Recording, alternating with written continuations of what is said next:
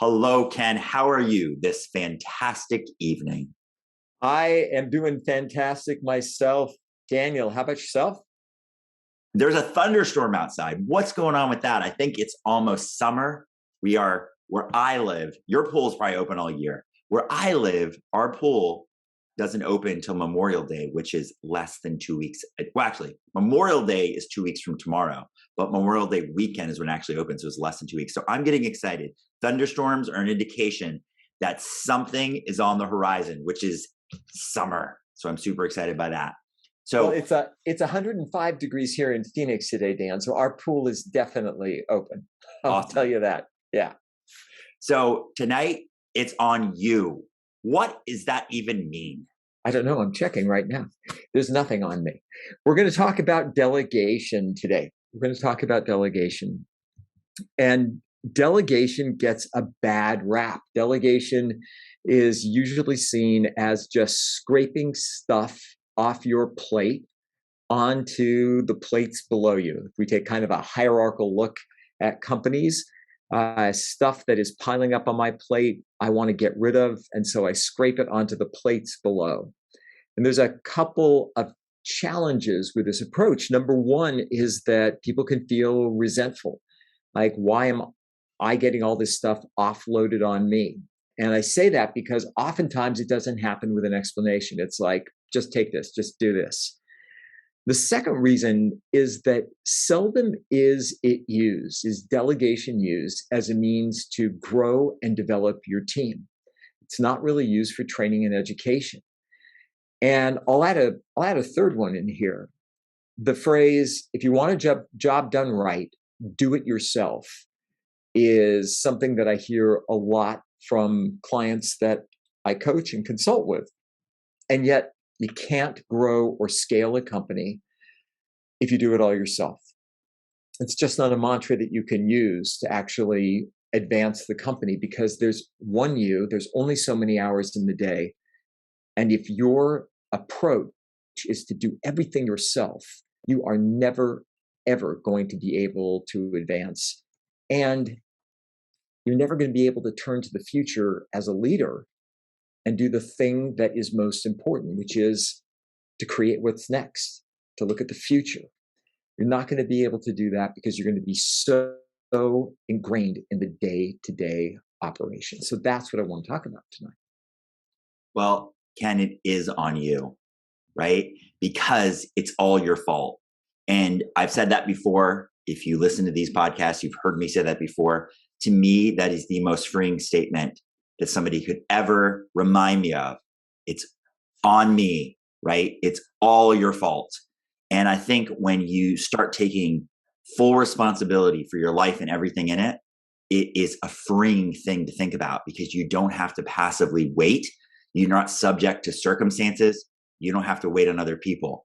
So as the person, I'll assume in this example, that I'm being delegated to, I need to take whatever I'm responsible for, and I need to not have one foot in, one foot out. Like, I guess maybe I need to embrace it and accept it fully and see it as my responsibility. But what goes along with that territory is communication. So whoever delegates something to me, and now I get to say, it's on me and it's all my fault if it works, and if it doesn't, I need to communicate that with the person who delegated that to me, right? So I need to say, Yeah. if this goes well, who gets credit, right?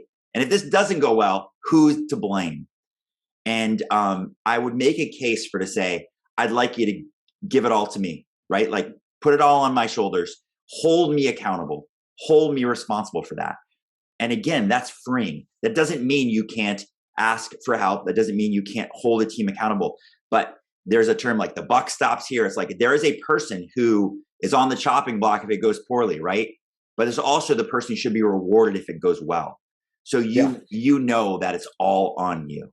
Yeah, 100%. So the challenge is that most people aren't as advanced as you are, and that stuff has to be spelled out. And frankly, Dan, the person doing the delegating is oftentimes not as advanced as you are.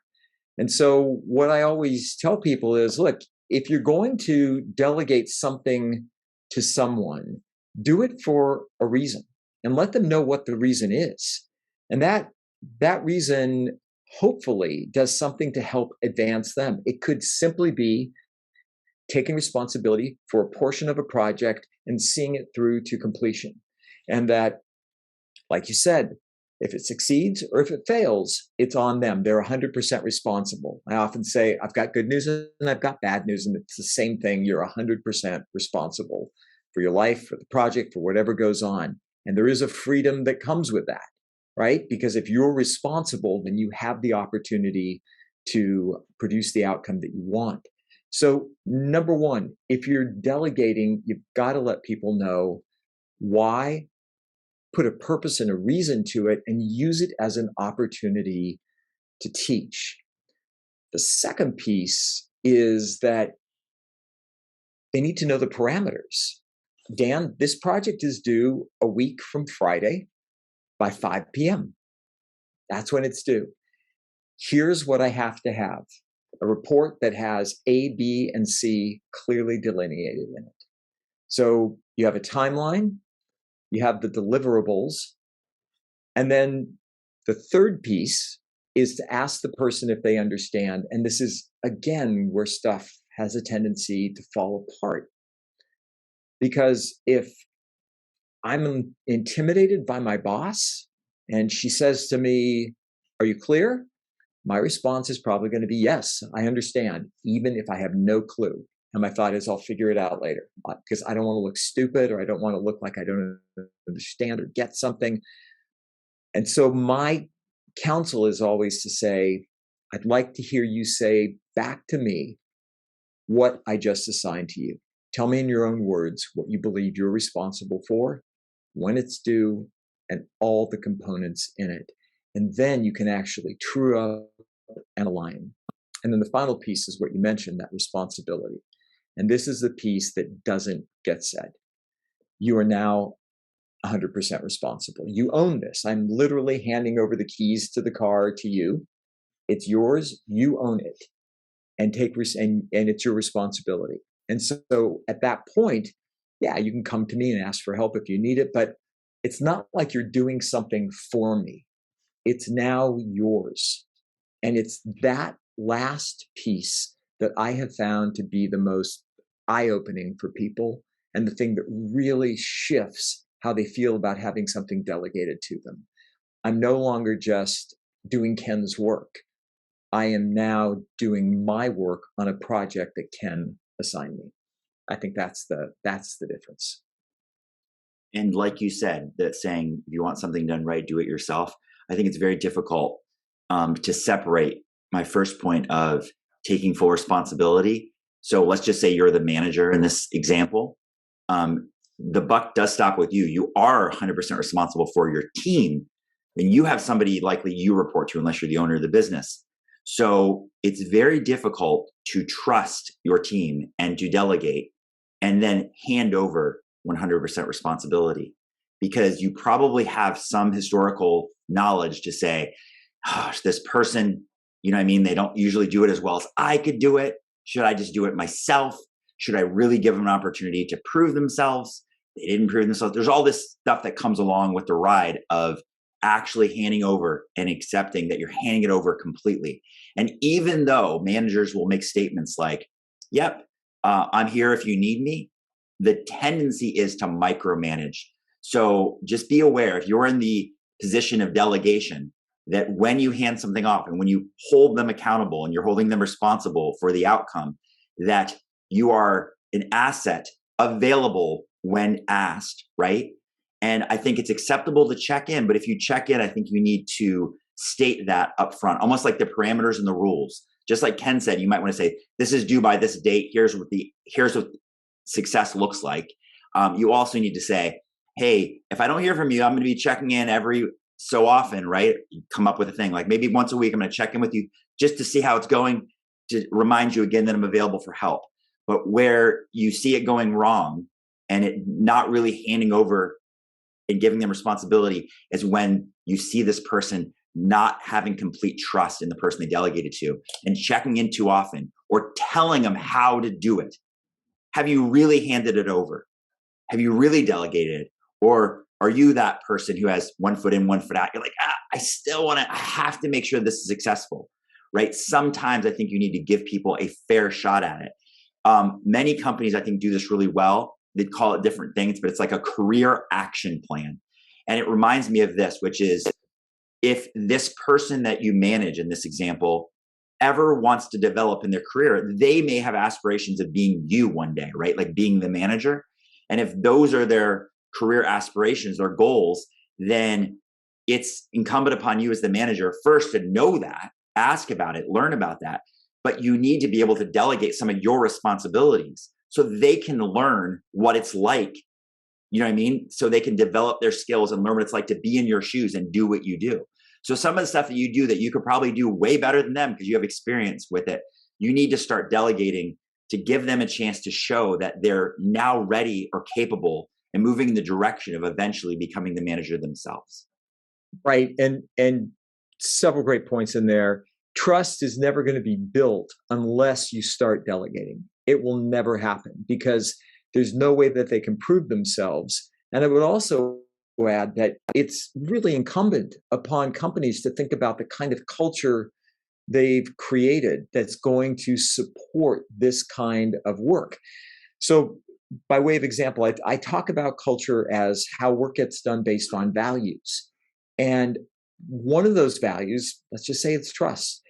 Well, what does that actually look like? Well, it looks like me as the manager handing something off to you, my team member, and trusting that you're going to follow it through, that if you're having problems with it, you're going to come to me, and also knowing that failure might happen. And in fact, failure is going to happen. There's no such thing as a 100% successful company. We get to success by having failures.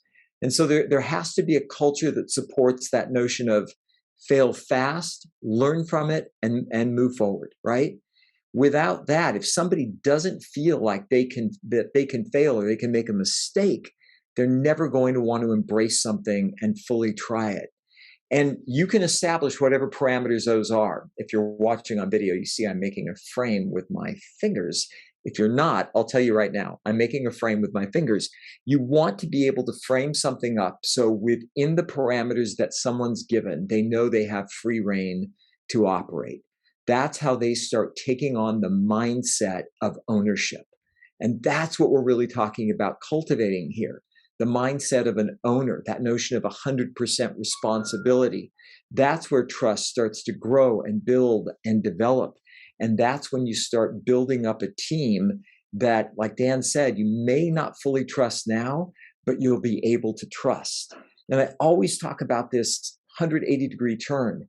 If your eyes are always focused on your team, overseeing them, micromanaging them, getting down in the weeds with them, you'll never be able to turn 180 degrees, look at the future, and think about the strategic plan you need to be creating for your department or for your company if you're the CEO. It's just never going to happen. And so an essential part of that is being able to actually let go, right? When you hand over, not only do they take it, but you actually have to fully give it. You can't have like a cord that you're still hanging on to. Otherwise, you suddenly, become like a very high paid administrative assistant to them, still checking in. How you doing? How's it going? What's happening? I would rather you establish those parameters in the beginning. If it's a month-long project, I want to check in once a week. I want you to push the information up to me. This is about developing teams that are going to set you up for success. And the only way that's going to happen is if you develop trust with them. Trust, I know, is a very, very difficult thing. So one of my approaches, whether this be a consulting client or if I'm responsible for people, is I let them know right off the bat that you start with my full trust. That doesn't mean you have complete autonomy to do whatever you want, but you start where I trust you completely. So when I ask you a question and you tell me the answer, I believe you're telling me the truth without any doubt associated with it, until you prove otherwise, which I hope you never do, right? But I want to start off by saying, I'm not going to ask you twice. I don't need to ask you twice. If I ask you a question, I expect the truth. And I don't doubt that, right? So we're going to start with this really great position. When it comes to autonomy or parameters, I think this is an added level of trust to just like we speak truth to each other. We tell each other the truth back and forth. It's inevitably in anything that's delegated, it does not follow the plan, right? I love that saying. I think I said it a couple of podcasts ago, how to make God laugh, tell him your plans. So in business, you delegate something to somebody, and you could, even if they've never done it before, you might, as the manager, tell them the plan, right? Like, here's how it's going to go. It's going to be like this and this and this and this. Inevitably, it will not go like that, right? Somewhere it's going to veer off course. So I think you start off with telling them where they have autonomy. So you say, okay, the couple things might arise, this, that, or whatever. And as you go through the list of what may come up, you say, and if that comes up, you don't even need to check in with me. Here's what you're allowed to do without even asking my permission. You're allowed to make this decision, make this adjustment, do this, whatever. If something we haven't previously discussed comes up and you just don't know what to do, please come to me. And I'll first ask your opinion. I want to give you this autonomy. If I'm going to hold you accountable, I need to first start with trust, and I need to set parameters, and I need to pre-frame or plan in advance what may or may not come up. But I have to know that it's not going to go according to plan. And I don't want to leave you in a position where you're like, oh crap, I feel awkward going back to the person who delegated this to me and feeling like I'm not doing a good job because this isn't going to plan. And they feel responsible for it not going to plan. So I think you, as the person delegating, need to tell them, listen, I will be amazed if this goes exactly as planned, because most things do not. So I don't know where it'll veer off course, but it will, right? So expect that. And when it does, here's a couple things that might happen. And when it does, you have the freedom, you have the autonomy. This is still on you. Make decisions. Here are the parameters at which you can make decisions without asking any permission. And if it's something you have no idea, please come to me. And again, I still will give you that responsibility, and I will still see as you doing good work and a good job to complete this, even when it goes off course, because inevitably it will go off course. And the great thing that happens in that, twofold. Number one, if you give somebody parameters of what they can do without having to come back to you, then they have agency. And that is one of the most important things in not only developing trust, but in developing someone as a human being, knowing that they have choice. The second piece in that, and it's kind of a subset of it, but it's particularly true if there's expenditures. It's like, look, any expenses $1,000 or less, you're good to go. As long as you can justify them, you don't have to come to me and ask. And that way you won't be bothered all the time for those things. But the third thing, and the piece that I think really matters, Dan, is what you talked about with things not going to plan. We still have the desired outcome that we want. That's the thing that we're going after. If we're going to zig or zag, or if we thought we are going to go A to B and we end up going A to D, it's okay. Because the thing that the person gets to learn is critical thinking. I want you to start thinking through how all of this is going to work in order for us to get to the desired end result, and work back from there.